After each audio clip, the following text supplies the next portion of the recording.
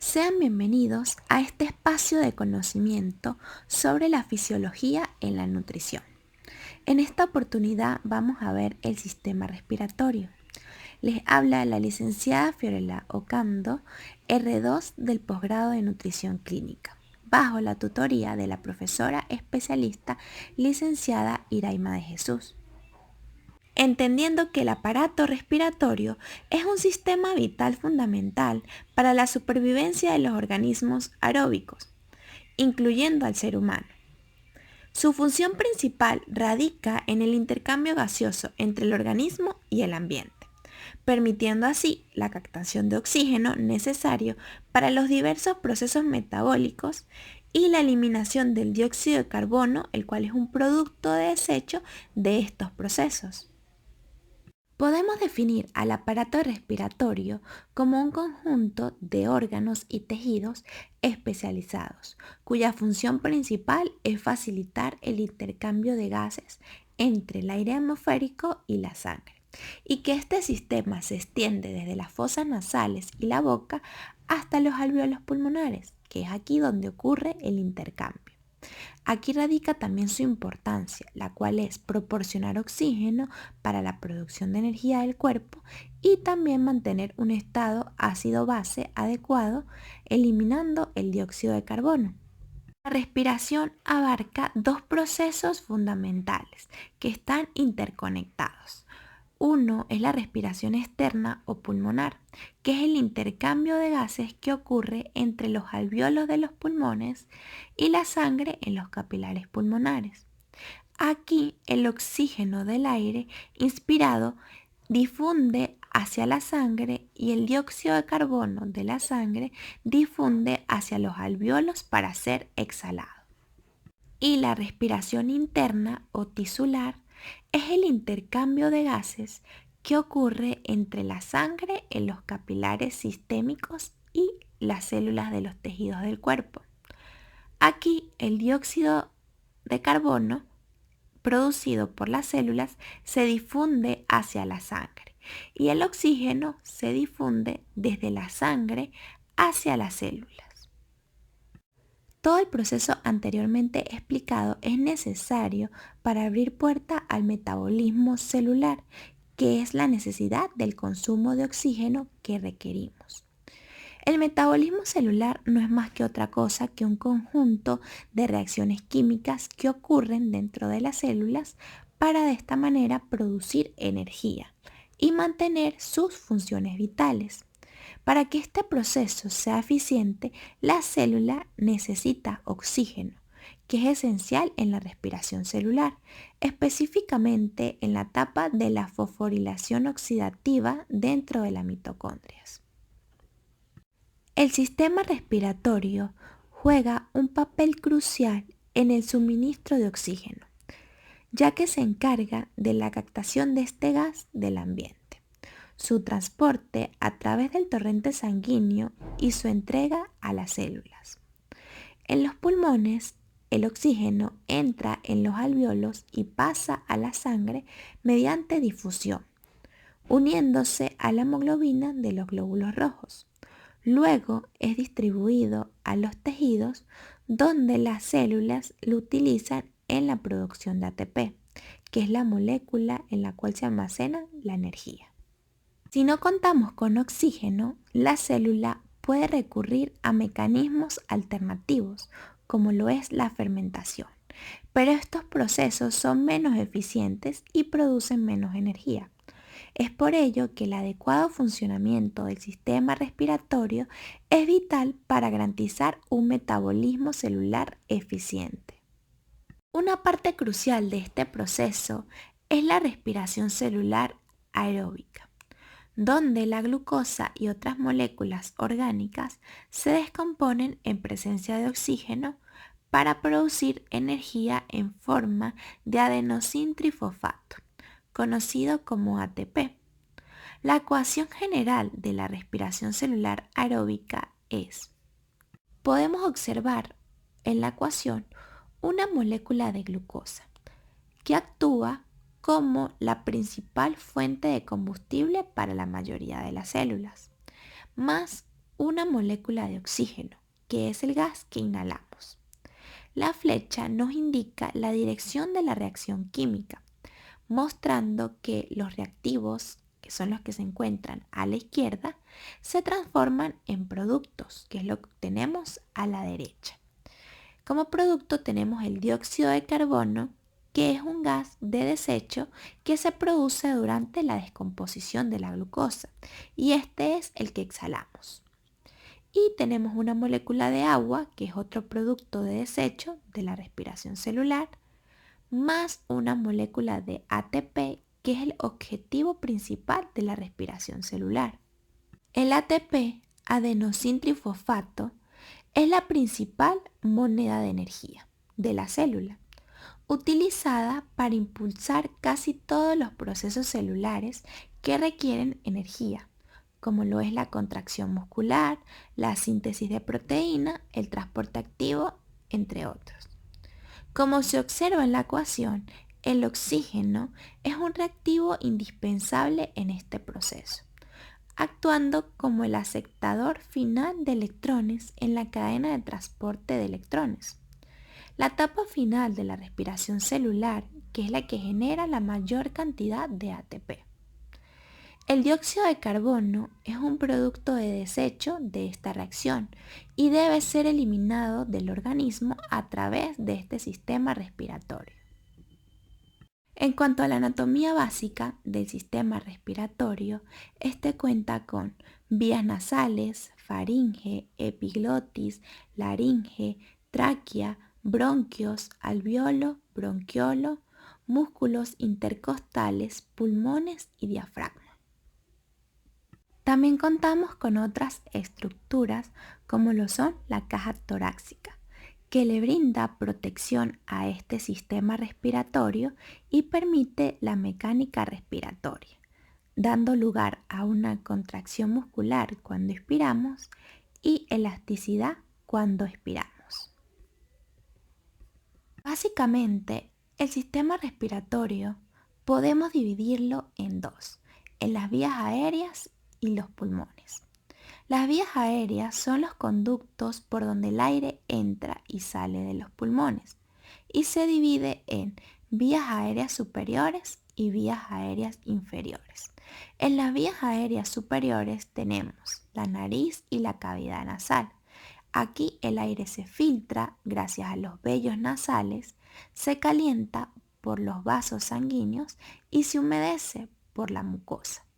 También se detectan olores. Veremos en detalle cada una de estas vías aéreas superiores. Ya mencionamos la nariz y la cavidad nasal.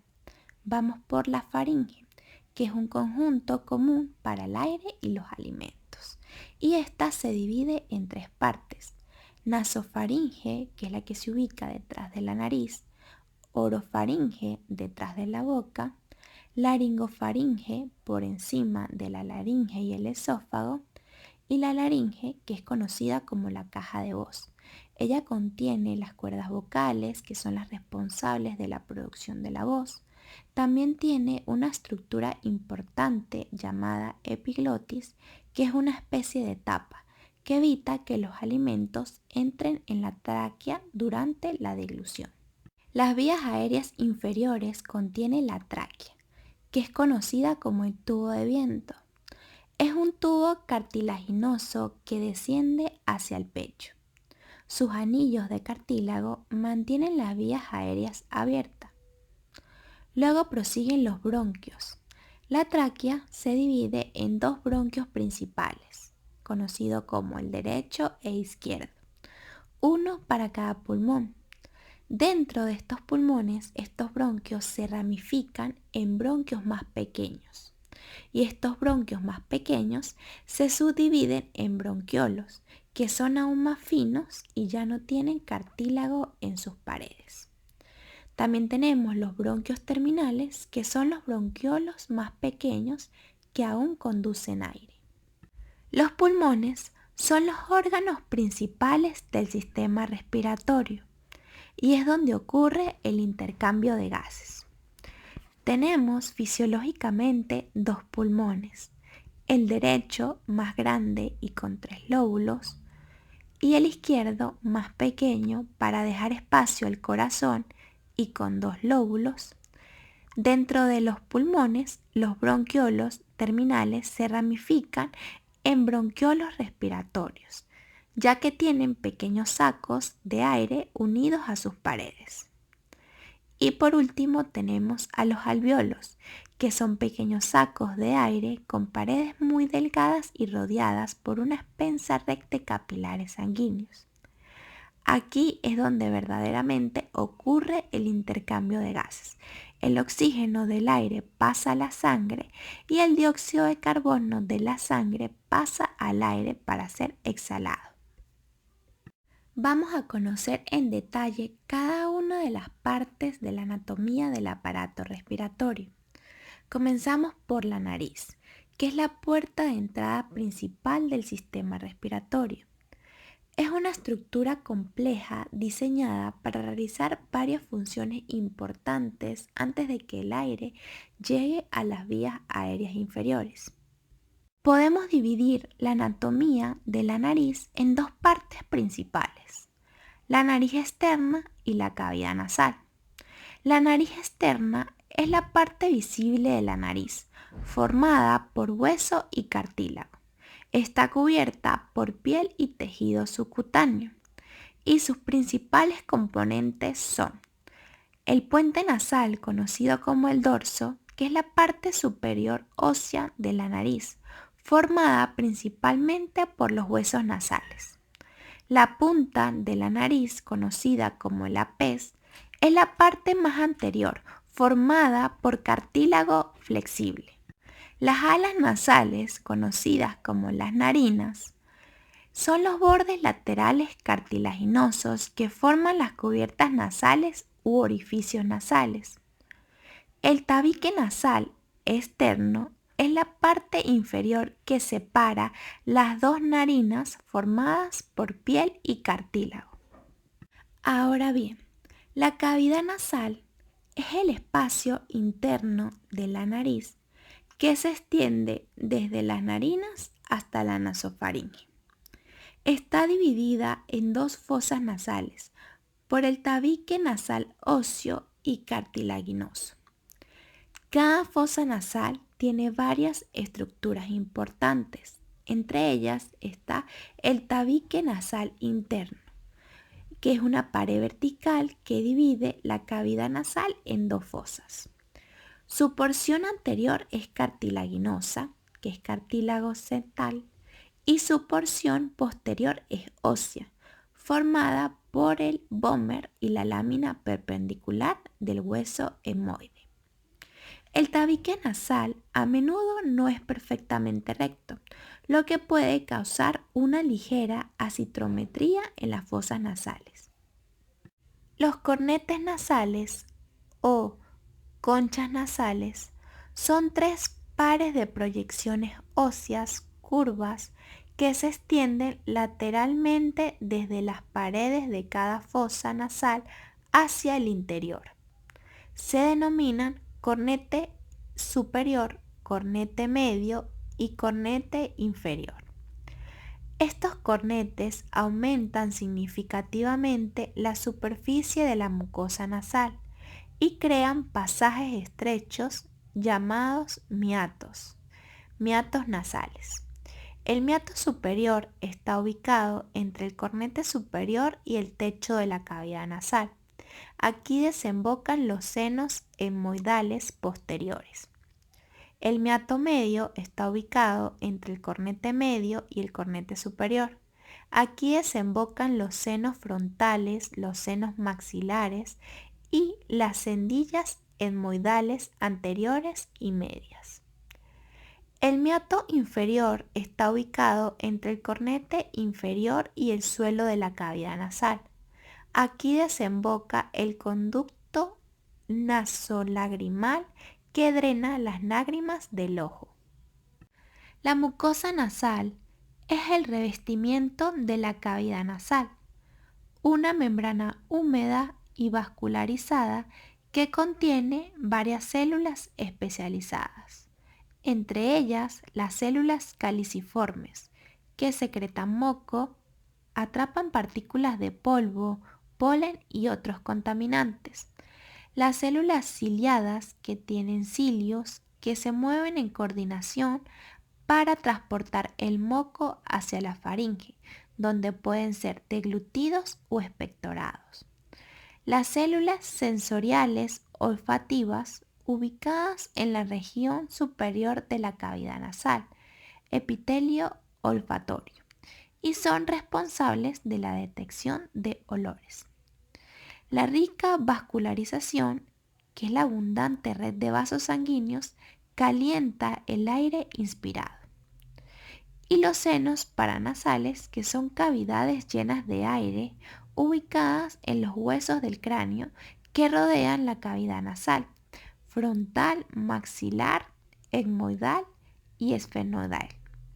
Se conectan con la cavidad nasal a través de pequeños orificios y están revestidos por una mucosa similar a la de la cavidad nasal y ayudan a aligerar el peso del cráneo, humidificar y calentar el aire inspirado y también contribuyen a la resonancia de la voz.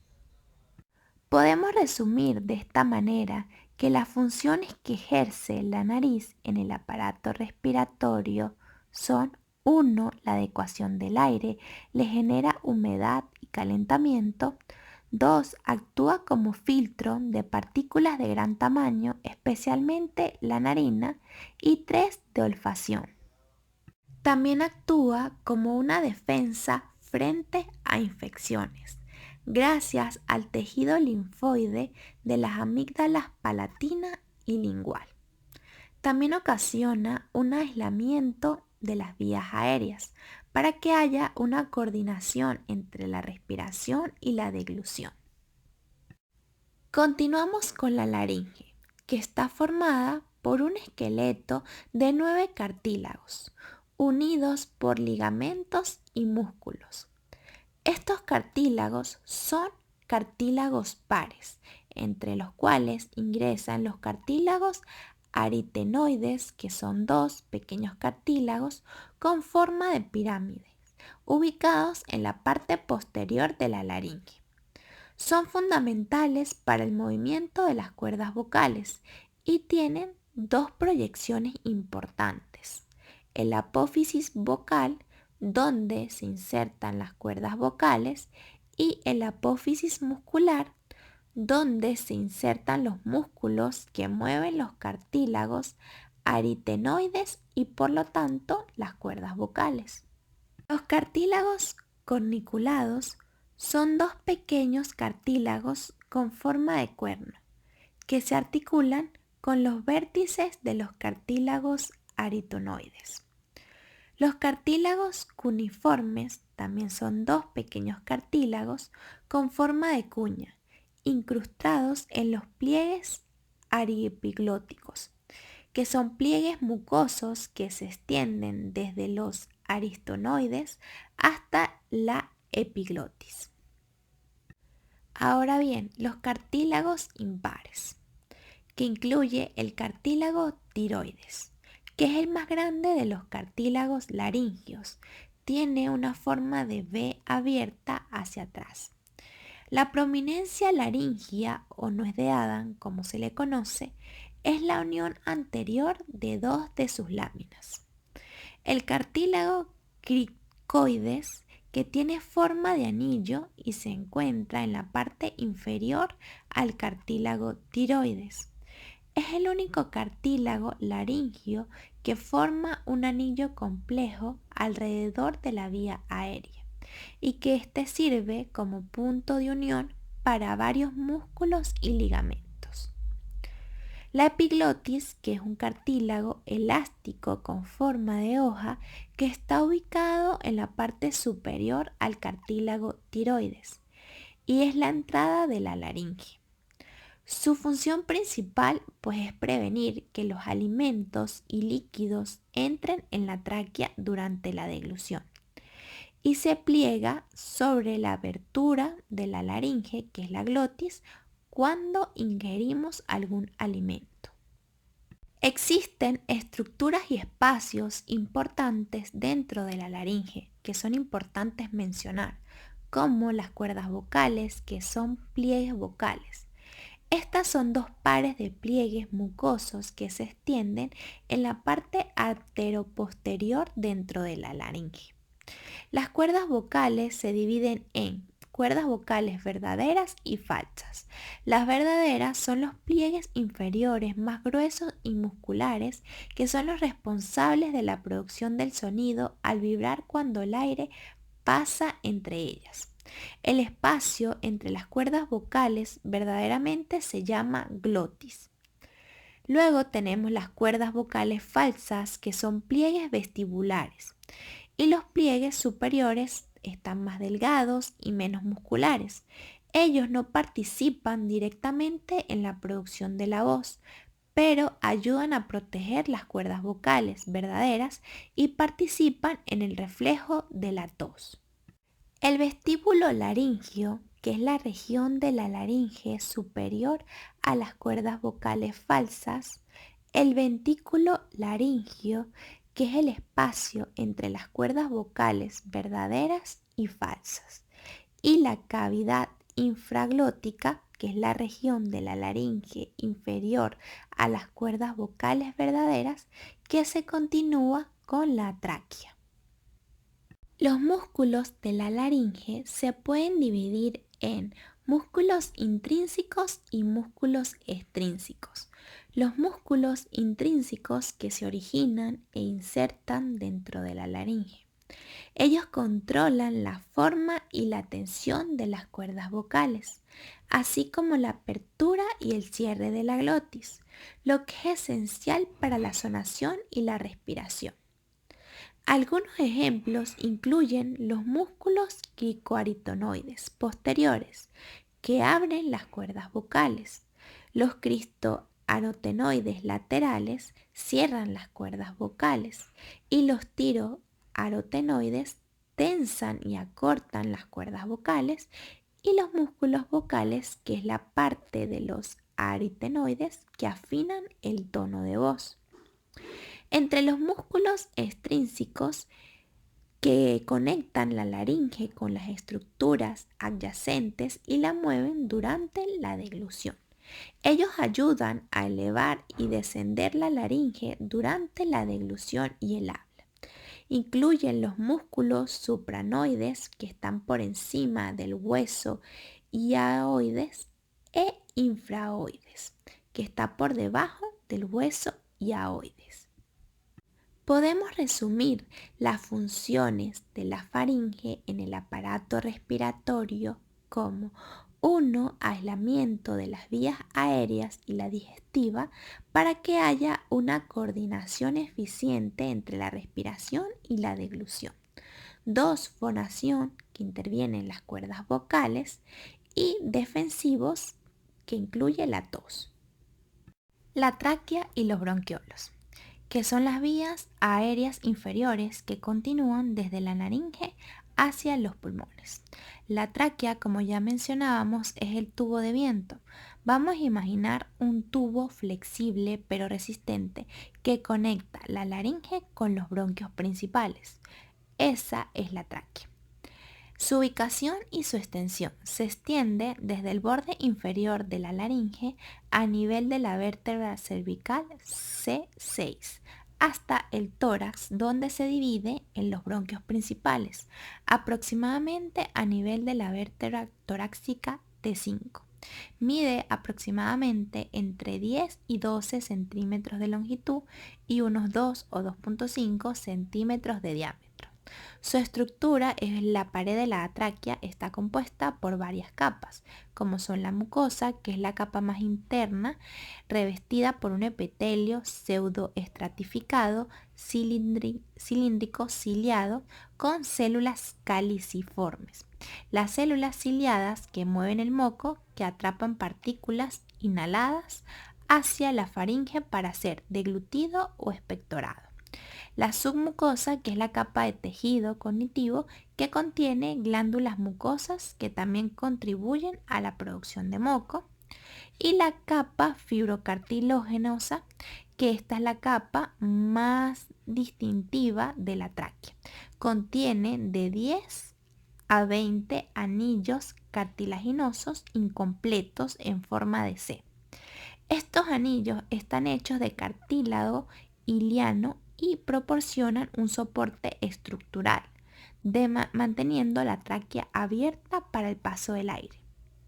La apertura en forma de C de los anillos se encuentra en la parte posterior de la tráquea.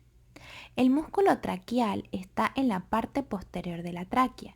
Es donde los anillos cartilaginosos son incompletos. Se encuentra una banda de músculo liso llamada músculo traqueal. Este músculo puede contraerse para reducir el diámetro de la tráquea, lo que ocurre durante la tos para aumentar la velocidad del aire y expulsar partículas.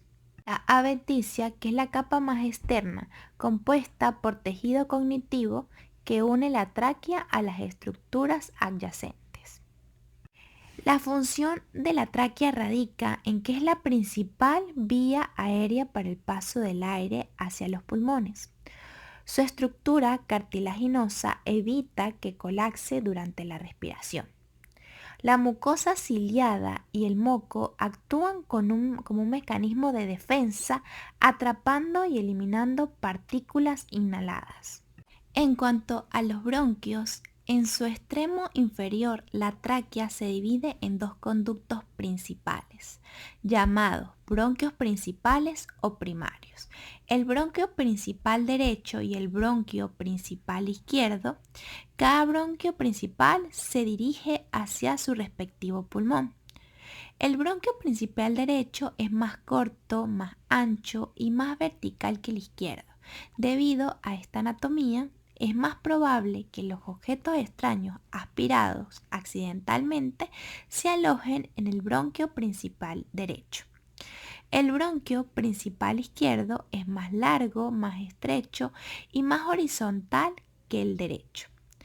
En la estructura de los bronquios principales, al igual que el de la tráquea, las paredes de estos bronquios están compuestas por mucosa ciliada, submucosa, anillos cartilaginosos, que en este caso son completos o en formas de placas irregulares, y una capa muscular lisa externa.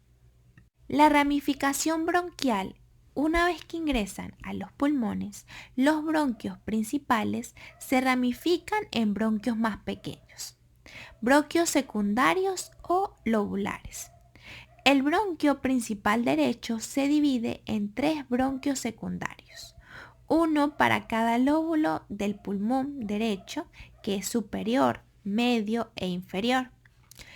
El bronquio principal izquierdo se divide en 2 bronquios secundarios, uno para cada lóbulo del pulmón izquierdo, en superior e inferior, como lo podemos observar en la imagen.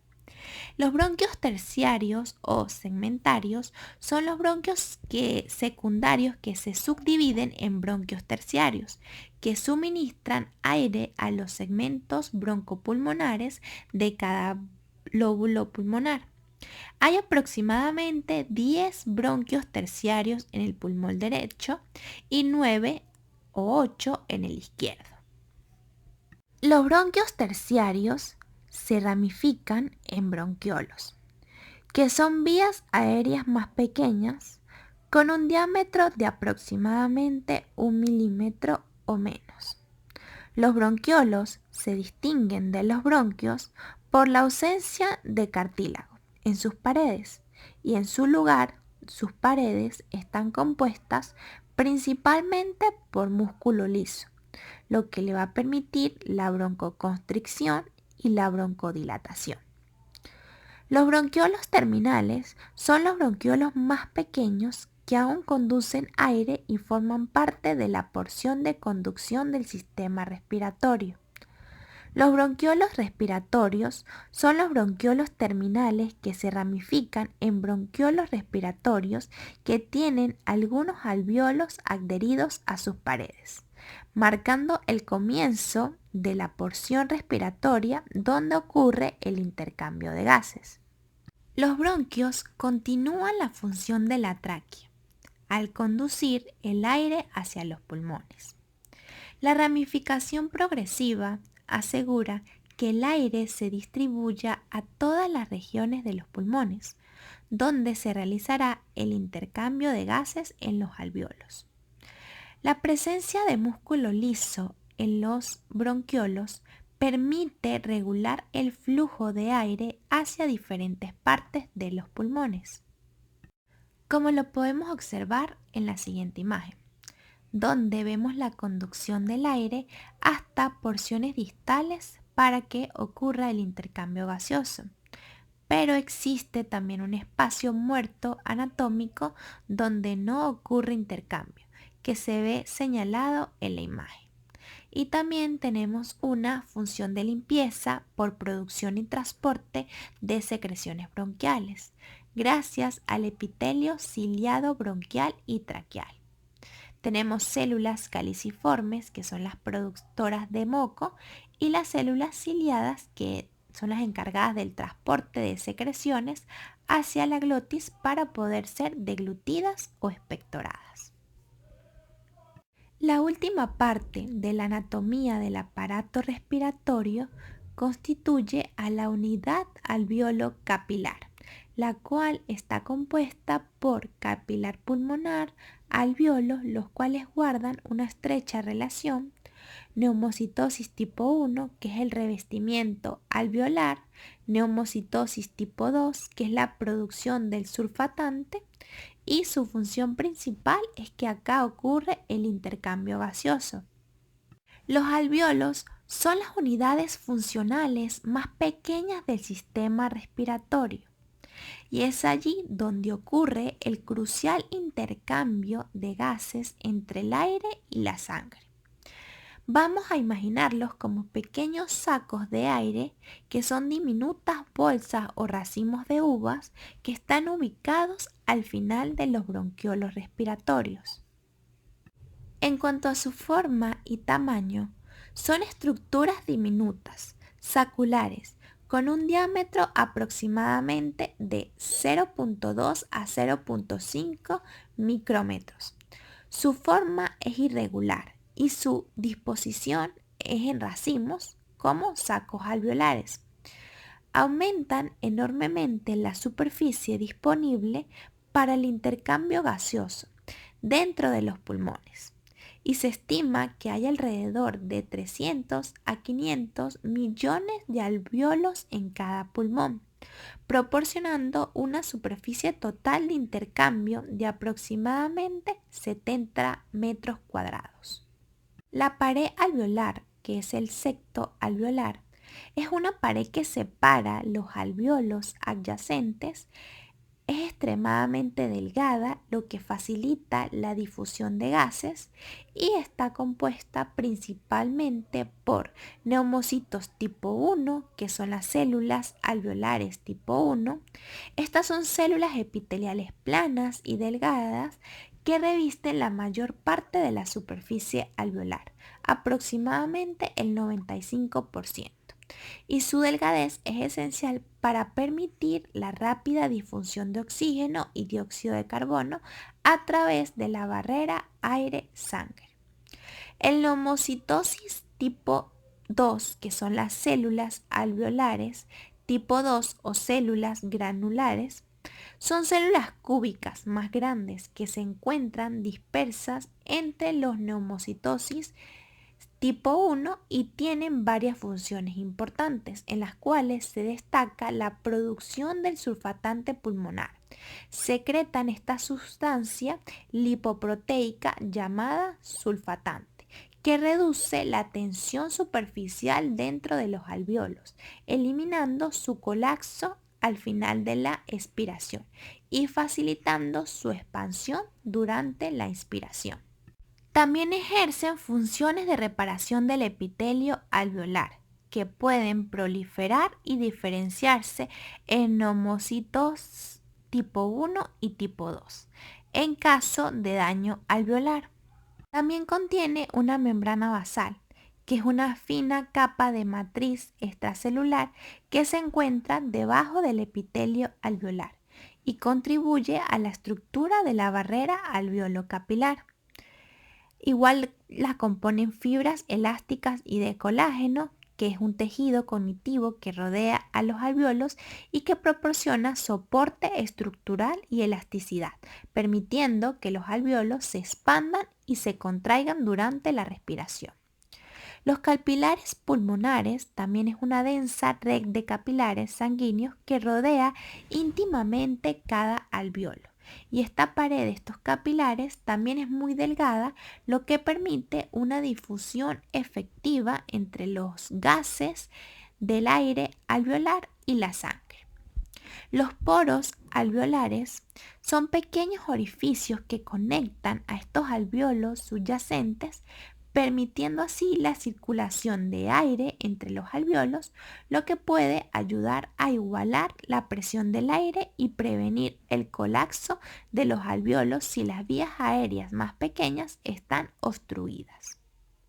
Los macrófagos alveolares son células inmunitarias móviles que se encuentran en la superficie de los alvéolos y en el tejido cognitivo alveolar.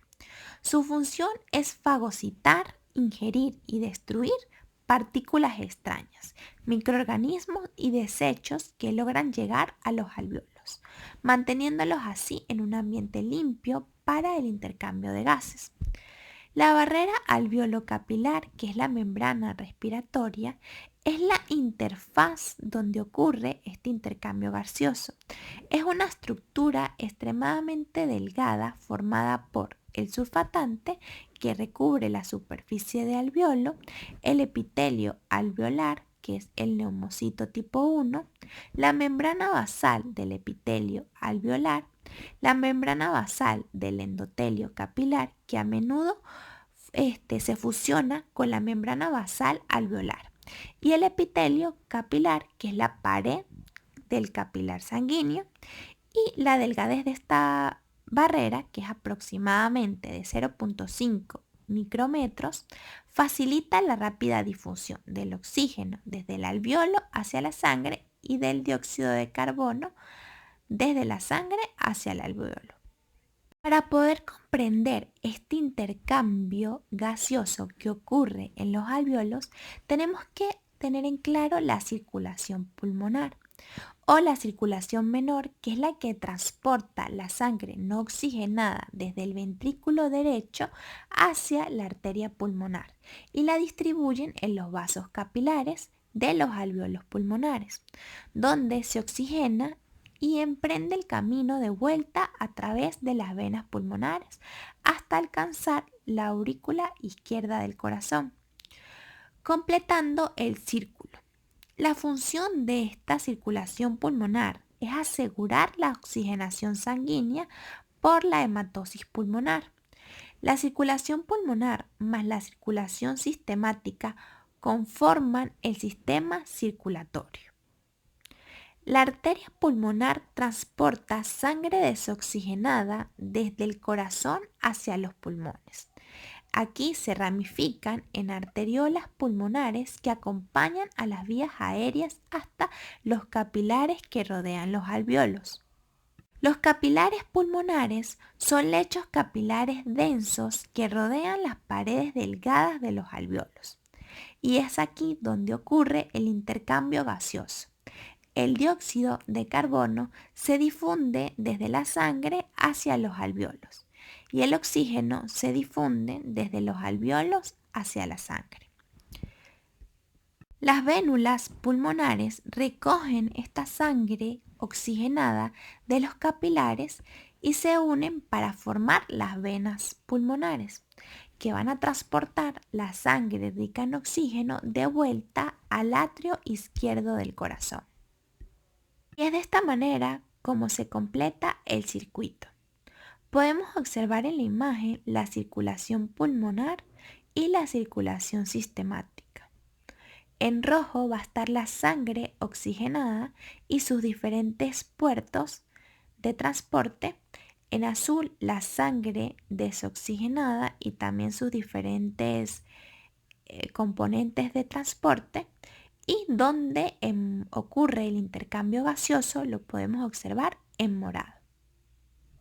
Una vez comprendida la anatomía del aparato respiratorio y de cada uno de sus componentes, al igual que la circulación pulmonar, podemos describir cada una de sus funciones. Como punto número 1, tenemos a la regulación y control de la respiración, la cual se da en la faringe y la podemos observar en la imagen de color morado.